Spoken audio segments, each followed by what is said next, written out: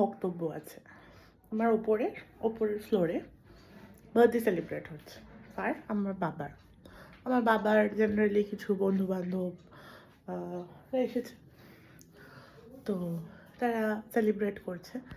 So আমাকে বাবা 3বার phone করে ওপরে ডেকেছে, আয় ওপরে আয়, এটা খেয়ে যা, মা একা ওপরে আয়, মানে মাও কাইন্ড অফ বোর হচ্ছে হয়তো, তো আমাকে ডাকছিল নানা রকম রিজনে।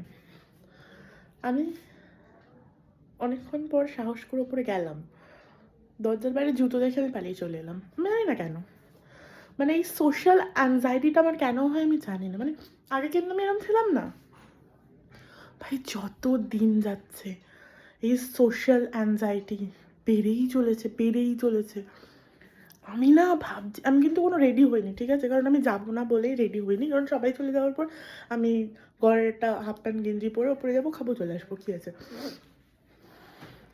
এটা আমার মা বাবা বুঝতে পারে, মানে মা বুঝতে পারে, মা জানে, দাদাও বুঝতে পারে, কিন্তু বাবা তো ভাবছে আমি ডিস্টেন্স মেনটেন করছি বা তার বন্ধু বান্ধবকে এন্টারটেইন করছি না।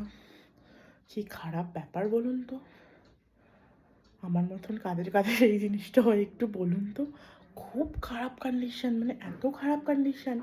আমি মুখে এক চাপ করে তেল মেখেছি, লিপস্টিকটা পরলাম, মানে সেলফ কনফিডেন্ট আনার জন্য, যে কনফিডেন্স নিয়ে ওপরে যাবো। ভাই জুতো দেখে, লিটারেলি দরজার বাইরে অতগুলো জুতো দেখে আমি পালিয়ে চলে এসেছি। আমি ঘামছি শীতকালে, লোকজন দেখে। এই রোগটার নাম আমি জানি না কি, আর কীভাবে ঠিক হতে পারে। আমি আগে সত্যি এরকম ছিলাম না, আমি লোকজনকে পছন্দ করি।